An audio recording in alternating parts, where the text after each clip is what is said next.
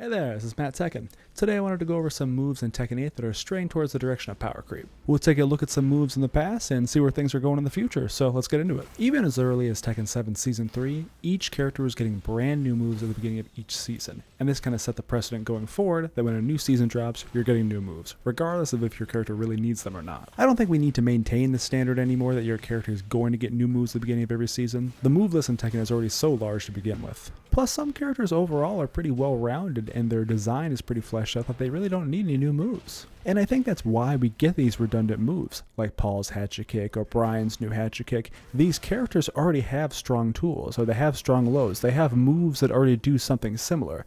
And it feels like the developers feel forced to give these characters new moves, but they're not really sure what moves to give them because the characters are already so solid, they really don't need any extra help.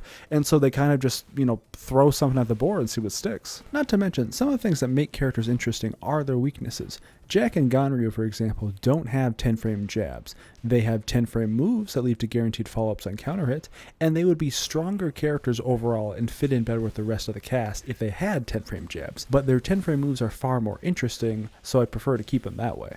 Armor King's another great example in Tekken 7. His Rage Drive gives you a guaranteed grab when it connects, but it really would be more useful just to have a Rage Drive like King's that's just big plus frames on block, guaranteed launcher on hit, Ender that does a lot of damage if you do it at the end of the combo, but his Rage Drive is far more interesting, the only character in the game that has a Rage Drive like that, so I'd much prefer that he keeps that Rage Drive. Another thing I noticed from the patch notes is the developers will say something like, we've given this character a 12-frame punish where they didn't have one previously. Like Fang now has back 4-2 for his 12-frame punish. But does he really need that? He's already got multiple solid 10-frame punishes and a great 13-frame punish. Does he also need a great 12-frame punish? Does he need to be good at everything, or can we leave him with some weaknesses? Not only are characters interesting because of the cool things they can do, they're also interesting because of the things they can't do.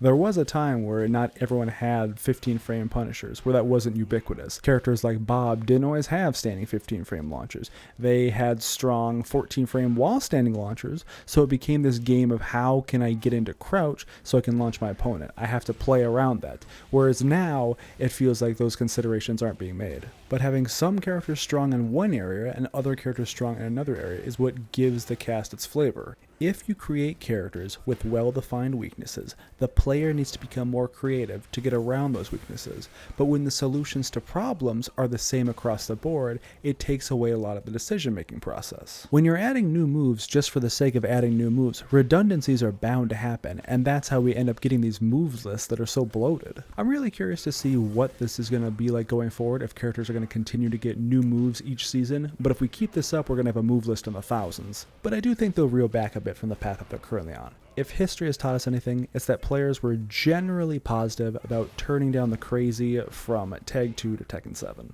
Because if not, everyone's going to turn into a superhero. And when everyone's super, thanks for watching.